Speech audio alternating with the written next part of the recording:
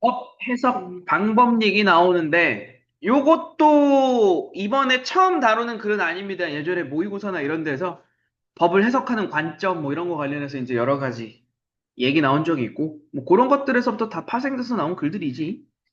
자, 가부터 갈게요. 원론적인 이야기 할 겁니다. 법, 윤리 등의 규범은 사회 구성원들에게 행위의 지침을 제공한다. 뭐 당연한 얘기겠죠? 아, 이런 규범은 행위의 지침이 된다.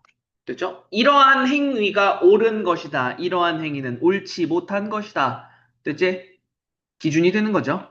자, 이 중에 법규범은 다른 규범들과는 달리 재판을 할 때도 판단의 근거가 된다. 됐죠? 법규범의 특징이네요.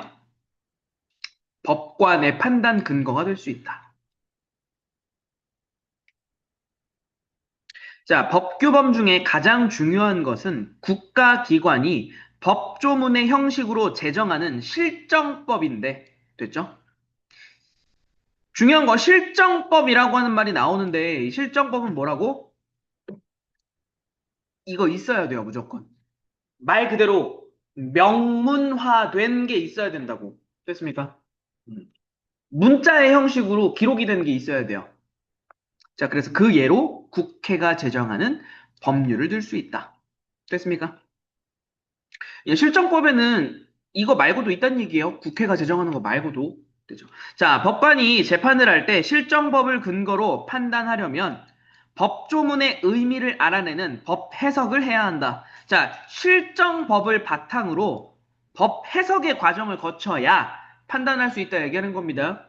됐니?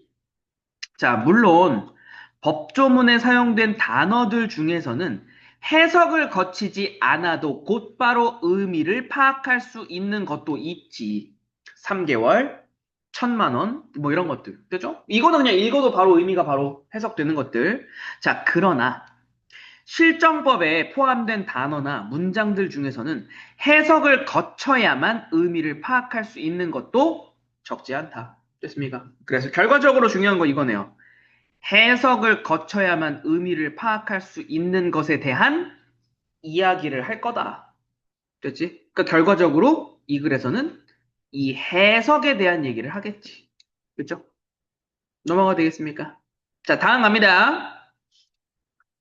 자, 법률의 해석은 일상생활에서 사용하는 의미를 탐구하는 것이 아니야. 달라. 됐습니까?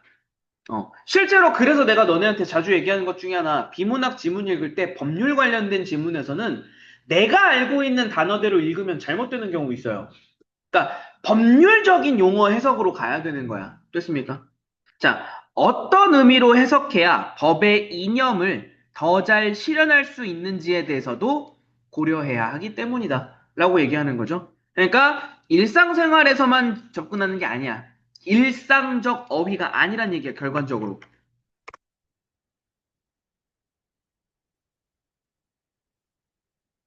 됐죠? 달리 얘기하면 이 얘기 되는 거예요. 일상적 의미 해석이 아니다. 왜? 중요한 게 뭐라고? 법의 이념을 잘 실현할 수 있는 의미로 해석해야 되는 거지. 문장 내가 바꿔서 말한 거야, 지금. 다른 거 없어. 문장의 순서만 바꿔서 얘기한 거야. 다시 정리한다. 법률의 해석은 일상적 의미 해석이 아니라 법의 이념을 잘 실현할 수 있는 의미의 해석인 거라고. 됐죠? 자, 법의 이념으로는 정의, 법적 안정성, 합목적성, 구체적 타당성 등이 거론된대요. 자, 이 중에 법적 안정성을 실현하려면 조건이니까 따로 묶을게요. 법적 안정성에 대한 얘기야. 동일한 법조문은 당사자나 사안을 달리하는 여러 재판에 동일한 의미로 해석되어야 하지만 말 그대로야 안정성이래잖아. 괜찮습니까? 그러니까 공통적으로 적용할 수 있어야 안정적인 거잖아. 됐지? 그러니까 동일한 의미로 해석돼야 되겠지. 야, 근데 실제로 모든 법률적 사안이 동일한 사건이나 동일한 조건이나 이런 게 아니잖아. 매번 달라지잖아. 됐죠? 그러니까 그 뒤에 이렇게 해석하면 구체적 타당성 이념과 저촉 서로 충돌된다고. 됐죠? 서로 충돌될 수도 있다. 이제 무슨 말인지 알겠어? 됐습니까? 자, 여기에 대해서 대법원은 실정법 해석 영역에서 구체적 타당성 이념은 법적 안정성 이념의 실현을 저해하지 않는 한도 내에서만 구현되어야 한다. 라고 이야기, 이거 순서 잘 봐야 되겠다. 순서. 됐죠? 자, 법적 안정성을 실현에 저해가 되면 구체적 타당성이 무너지는 거지. 됐어? 이거네요, 지금. 됐니? 뭔 말인지 알겠어?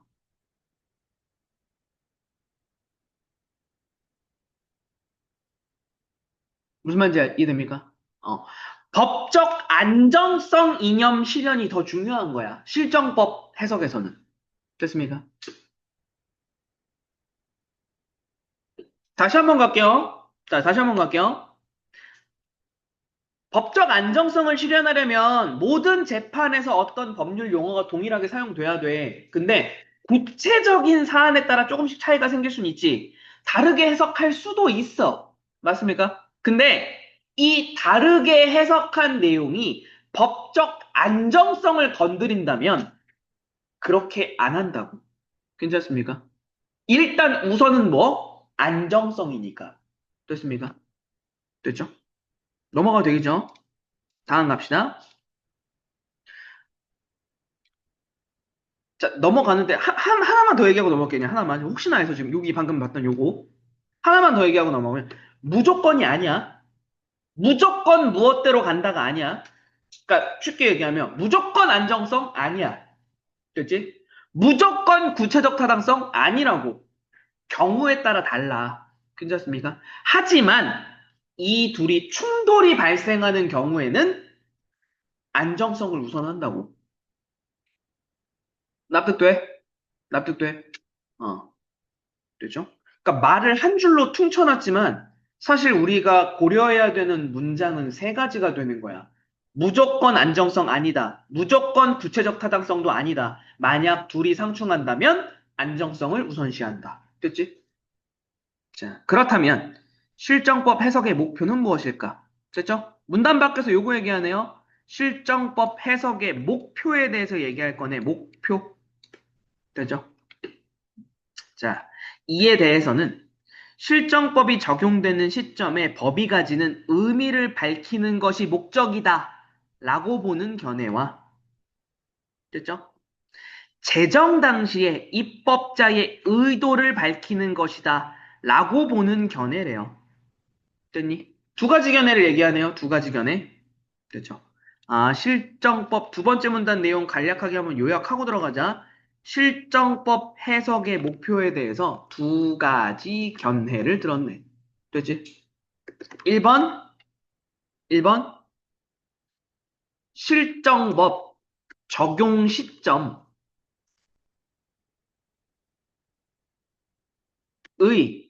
법 의미를 밝히는 거. 됐지?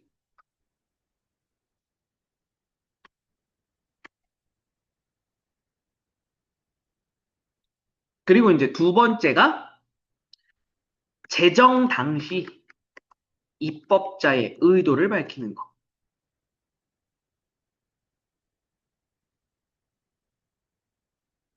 이렇게 지금 두 가지로 설명하고 있죠?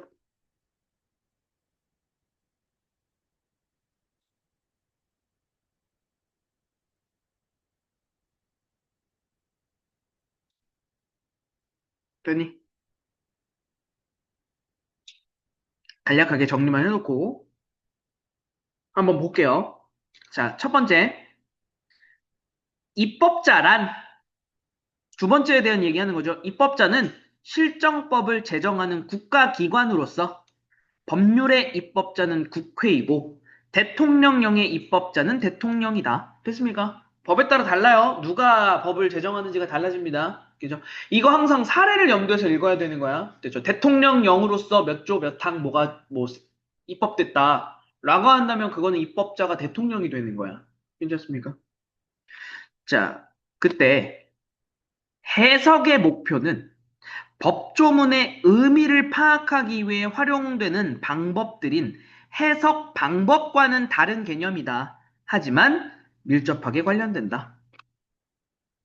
자, 예를 들어서 입법자의 의도를 밝히는 것을 목표라고 본다면 입법자의 의도를 탐구하는 해석 방법을 중시하게 된다. 그러니까 방법이랑 관련 지을 거야 라고 지금 얘기하는 거야. 됐습니까? 넘어가 볼게. 해석 방법에는 여러 가지가 있지만 이제 해석 방법에 대한 얘기하지? 됐습니까?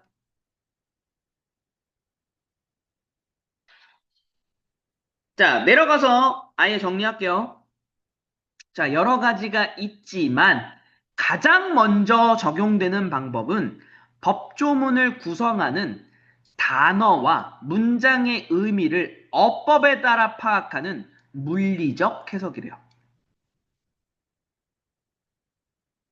자, 물리적 해석은 말 그대로입니다. 그냥 단어 자체, 문장 자체를 보는 거야. 됐습니까? 간단히 얘기하면. 자, 근데 이거 못지않게 중요한 해석 방법으로 체계적 해석이 있대요. 체계적 해석은 뭐야? 해석 대상인 법조문의 의미를 비슷한 내용을 규정한 다른 법조문들과 비교하여 파악하는 거. 일단 중요한 거 이거네요. 됐죠? 다른 법조문이랑 비교하는 거. 이게 제일 핵심이네. 됐습니까? 자, 이때 비교 대상은 같은 법을 구성하고 있는 다른 조문들은 물론이고 비슷한 내용을 규정하고 있는 다른 실정법의 조문도 포함할 수 있대요. 비슷한 내용도 되고 같은 내용도 되고. 됐습니까? 자, 이들 외에도 입법 과정에서 논의된 내용에 부합하게 해석하는 역사적 해석이라고 하는 것도 있고, 되죠? 됐니? 그리고 법조문이 실현하고자 하는 목적을 달성하기에 적합한지 목적론적 해석이라는 것도 있대. 됐습니까? 지금 4개 나왔지? 해석 방법. 괜찮습니까? 이거 역시나 사례예요.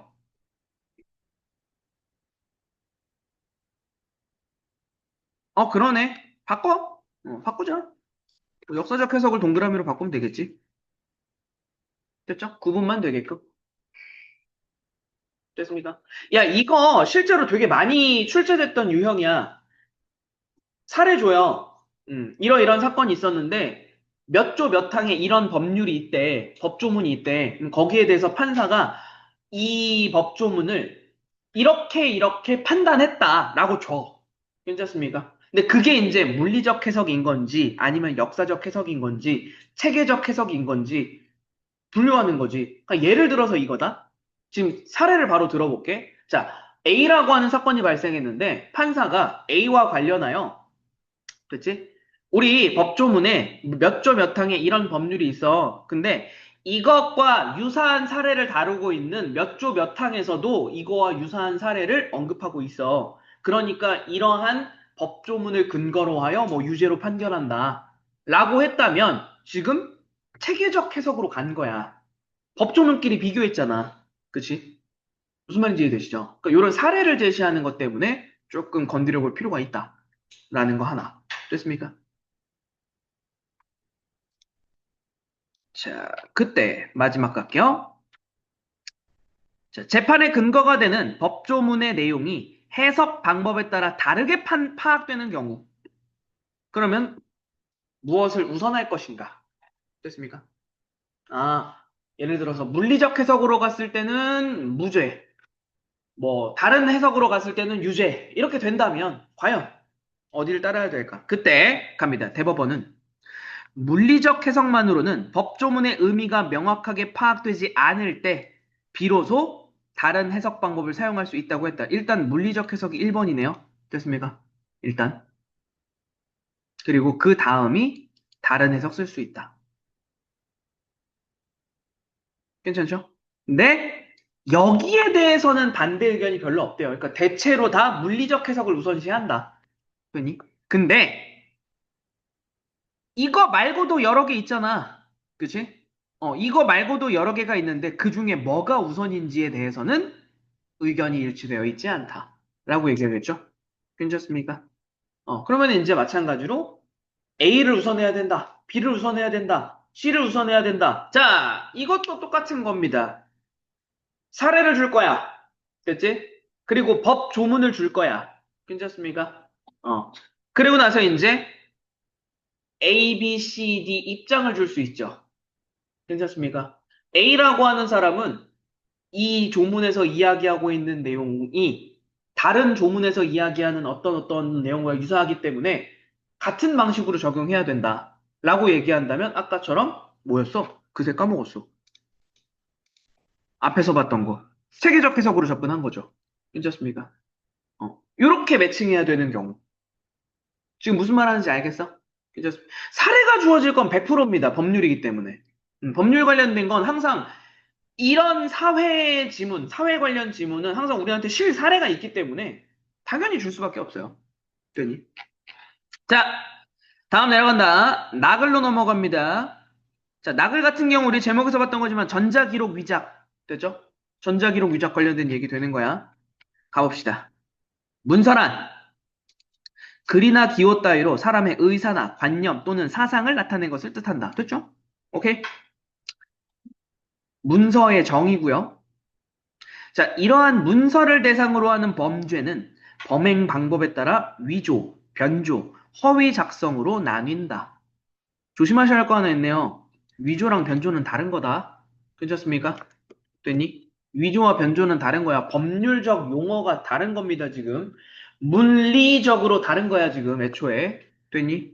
자, 이때 위조는, 됐죠? 권한이 없는 사람이 무단으로 만들어내는 거. 됐니? 변조는 권한이 없는 사람이 무단으로 변경하는 거. 됐습니까? 위조랑 변조의 차이 알겠어? 위조는 만들어내는 거야. 변조는 수정하는 거라고. 괜찮습니까? 맘대로 만들면 위조고, 맘대로 고치면 변조야. 됐니?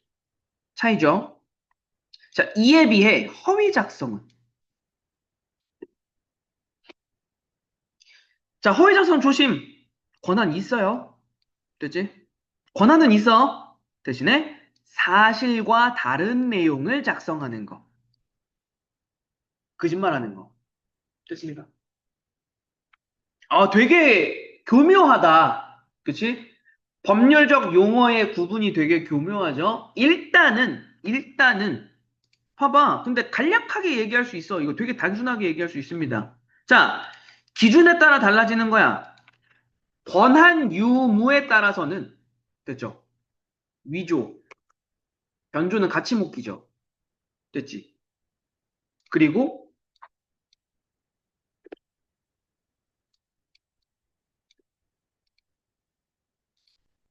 허위 작성 있는 거야. 됐니?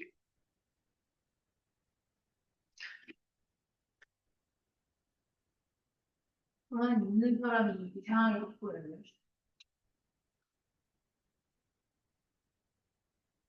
그거 그러면은 일단 변조는 아니죠. 변조는 아니죠. 그치? 왜? 변조는 애초에 못에 박아나잖아. 권한이 없는 사람이 무단으로 변경하는 게 변조라고. 그치? 걔도 사실과 다른 내용으로 문서를 작성하는 거니까 허위 작성으로 가야겠죠. 일단 권한이 있으면 위변조라고 얘기할 수는 없으니까. 됐니? 사례야. 얘도 사례야. 괜찮습니까? 야, 너네한테 뭐 하겠어? A씨가 B씨가 이거 할 거라고. 됐죠? 어떤 문서를 작성할 수 있는 권한이 없는 B씨가, 그죠? A씨를 대신하여 뭐를 작성해서 거래를 성사시켰다. 이건 위변조로 가는 거야. 됐습니까? 무슨 말이었는지 알겠죠? 뒤로 갑시다. 자, 다음. 자, 그런데 처벌 대상인 범죄 행위에 해당하려면 위조, 변조, 허위 작성 중 하나에 해당하는 특정한 행위를 의도적으로 했다라는 것만으로는 부족하고요.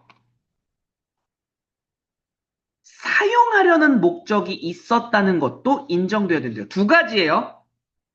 행위가 의도적이었다 하나, 그리고 만들어질 문서를 사용하려는 목적이 있었다 둘. 두 개가 같이 있어야 범죄 행위에 해당한다. 됐습니까?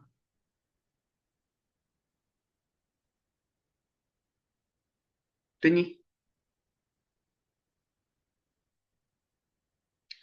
몰라. 이런 예시가 지금 뭐 너무 단적인 예시일지는 모르겠는데, 예를 들어서 그냥 나 보고 재밌으려고, 그치? 나 보고 재밌으려고 서울대 합격증 만들었어.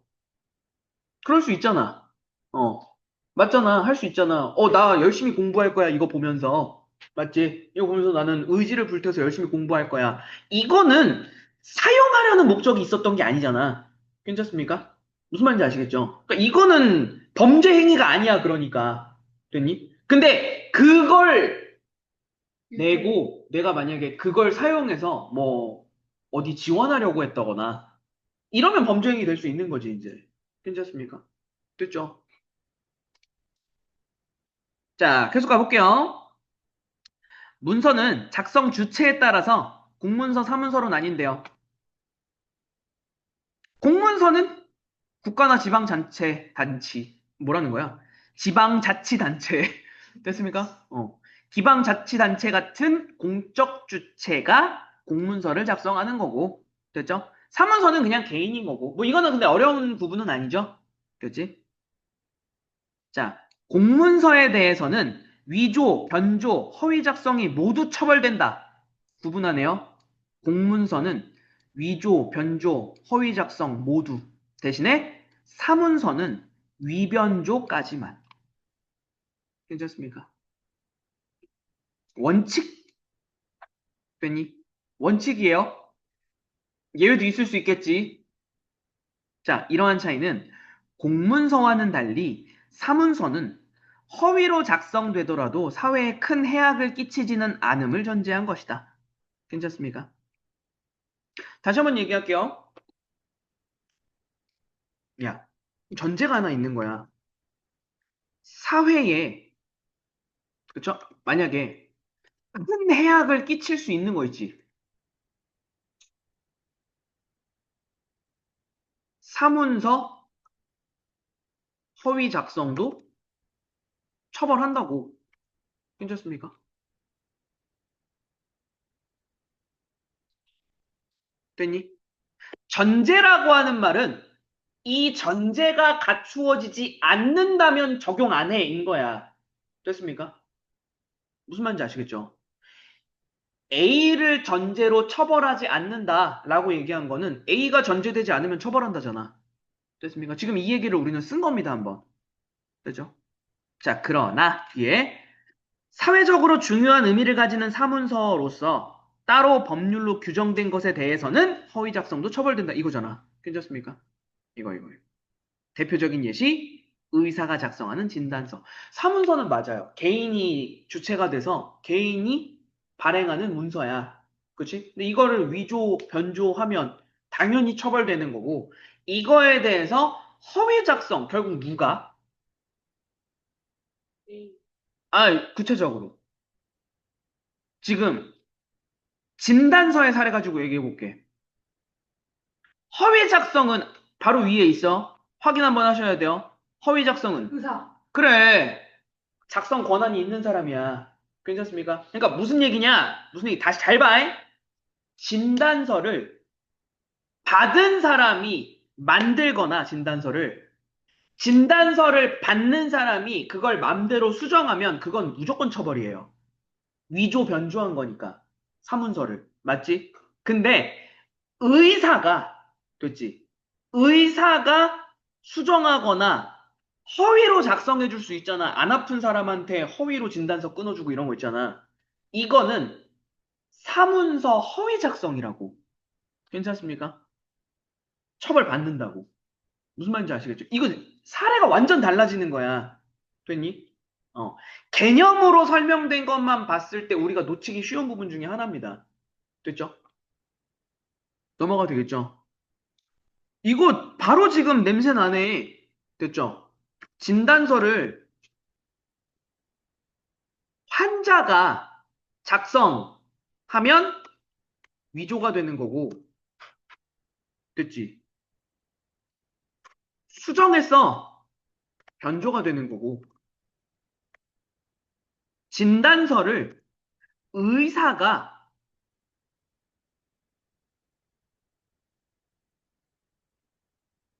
방금 위에 뭐였지 말? 호의 작성. 아니, 호의 작성. 맞네. 그치? 호의 작성. 무슨 말인지 알겠죠?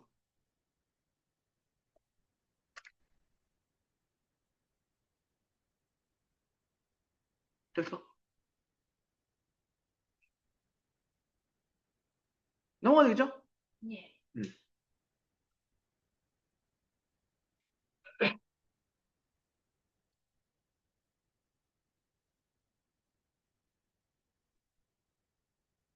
다음.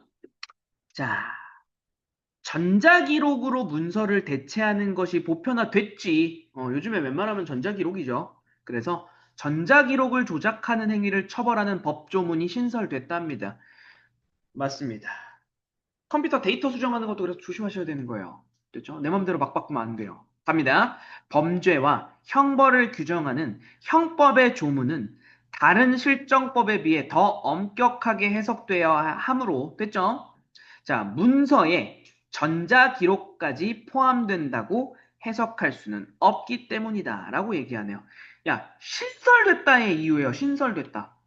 됐습니까? 그러니까 이전에 문서의 위조나 변조나 허위 작성에 대한 실정법이 있었잖아. 괜찮습니까? 요거 지금 무슨 말인지 알겠어? 근데 그 문서, 됐지? 문서라고 하는 거 방금 전에 이거 전제가 하나 깔렸어요. 잠깐만 위로 올라갔다 올게. 자, 지금 순간적으로 스쳐 지나가야 되는 내용이 하나가 있어요. 이거야. 이게 문서의 사전적 정의잖아. 맞지? 자, 다시 한번 얘기하지만 문서와 관련한 실정법이 있었다니까? 법조문에? 근데 전자로 작성된 거 있지? 전자로 작성된 거. 그건 문서 아니야? 글이나 기호로 의사나 관념을 나타내는 건 맞잖아. 괜찮습니까? 근데 그걸 동일하게 적용하면 안 된다. 괜찮습니까? 이래서 지금 나지문이 가랑 같이 있는 거야. 됐습니까? 무슨 말인지 알겠어? 지금 물리적 해석만으로 간 게 아니잖아. 됐니? 넘어가 되겠어?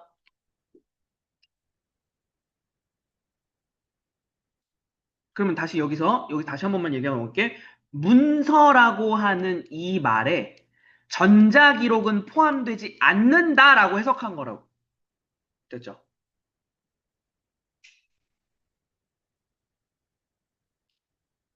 이게 지금 나글에 제시된 법 해석인 거야. 전자기록은 문서가 아니다. 됐습니까? 자, 전자기록 조작을 처벌하기 위해 신설된 조문에 의하면 전자기록에 대해서는 작성 주체를 가리지 않는다. 일단 위작과 변작이 처벌 대상의 행위로 규정되어 있다. 됐죠? 위작, 변작이라고 하는 용어를 또 따로 쓰네. 그죠? 자, 그리고 이때도 사물을 그르치게 할 목적이 있어야 처벌된다. 행위만 한다고가 아니야. 잘못되게 할 목적이 있어야 된다고. 됐습니까? 됐죠? 야, 이것도 똑같은 거잖아. 내가 그냥 컴퓨터로, 그죠? 컴퓨터로 거짓말로, 그치? 남을 비방하는 글을 그냥 나 혼자 한글 파일 메모장에다 이렇게 써가지고 그냥 갖고 있어. 그거는 위변작이 아니잖아. 그치? 이게 뭔가를 그르치게 하려는데 쓰진 않았잖아. 이것도 이제 만약에 쓰고 게시하고 이러면 이제 물론 그러니까 아까 비방하는 이런 거는 법이 다르게 적용되긴 하지만, 그렇죠? 그런 식으로 좀 구분이 되는 거죠. 넘어갈게요. 자, 이 조문에 사용된 위작의 의미가 무엇인지. 그죠? 위작이 뭘까? 위작의 의미. 그죠? 자, 이때 다수의 의견은 문서에 관한 조문에 사용된 위조와 허위 작성을 모두 가리킨다고 보았다. 이렇게 되는 거죠? 됐습니까? 위조 뭐였냐? 권한이 없는 사람이, 작성하는. 그치, 만들어내는 거. 그치? 허위 작성은 권한이 있는 사람. 권한이 있는 사람이 허위로 작성하는 거. 괜찮습니까? 괜찮죠? 둘 다, 전자기록에서는 둘 다 위작이라고 얘기하는 거라고. 됐지? 권한이 있냐 없냐는 그럼 상관없네요. 됐지? 자, 위작은 일상적으로 사용되는 단어가 아니므로 형법의 전체적인 체계를 고려하여 해석해야 한다고 하면서 만약 위작과 위조를 동의어로 본다면 공적 전자기록에 허위 작성이 처벌되지 않는다는 문제가 생긴다. 됐습니까? 그러니까 전자문서에 대해서 위작은 위조랑 같은 말이야 라고만 규정하면 권한이 있는 사람은 위작죄로 처벌을 못하는 거야. 괜찮죠? 무슨 말인지 이해되시죠? 그래서 둘을 모두를 가리킨다. 자, 이에 비해 소수 의견은 지금 다수 의견 얘기였어요. 됐죠? 여기까지가 좀 크게 잘라줄게요. 이에 비해 소수 의견은 위조와 같은 의미다. 됐죠? 소수 의견은 위조와 같은 의미다. 이거 지금 론이 갈리는 거네. 됐죠? 의견이 갈리는 거네. 다수 의견은 위조와 허위 작성 모두다. 소수는 위조만 가리킨다. 됐죠? 자, 전자기록 조작행위를 처벌하는 형법 조문을 신설할 때 국회에서 논의된 내용을 기록한 입법 자료에 의하면 됐습니까? 자, 사회적으로는 중요한 의미를 가지는 사적 전자기록의 허위 작성만 처벌 대상으로 파악했음을 확인할 수 있다. 야, 입법 자료 뒤졌죠? 됐습니까? 입법 자료 뒤졌죠? 가에서 얘기했어, 이거. 입법 자료를 근거로 막 이렇게 따지는 거를 우리는 역사적 해석이라고 얘기했다고. 괜찮습니까? 별표 쳤던 거 마지막에. 괜찮니? 선생님, 저기 형법의 전체적인 체계를 고려 해석은 체계적 해석이에요. 전체적인 체계를 고려해서 해석한다. 요거는 가능할 것 같아요. 네. 괜찮죠? 방금 여기 봤던 거 있잖아. 여기 형법의 전체적인 체계를 고려해 해석해야 한다.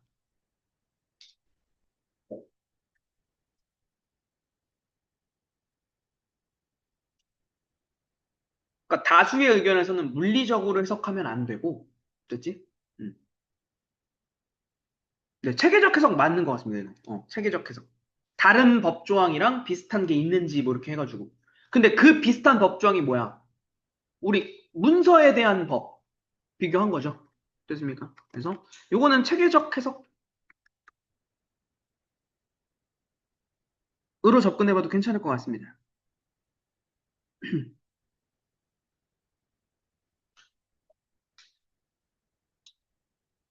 자, 그래서 뒤에 마지막 한 번만 더 할게요. 사회적으로 중요한 의미를 가지는 사적 전자기록의 허위 작성만, 됐죠? 처벌 대상으로 파악했다는 걸 확인할 수 있으니까 위조랑만 같다고 봐야 된다. 됐지?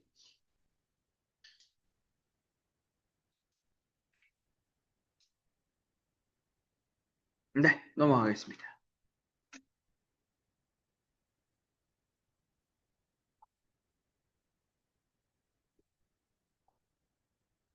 우리 연락이 떠들었던 게 이겁니다. 지금 이거 맞지?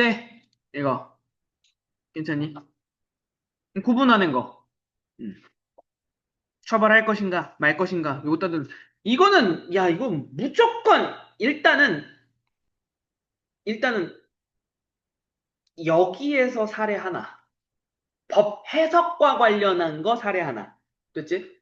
그 다음에 뒤에 실제로 판결문 같은 거 주면서 위조, 변조, 허위 작성, 문서에서 위작, 위작이었냐? 맞냐? 위작, 변작. 괜찮습니까? 요거 구분하는 거. 됐니? 두 문제네. 사례 적용 문제가 출제될 가능성. 됐죠?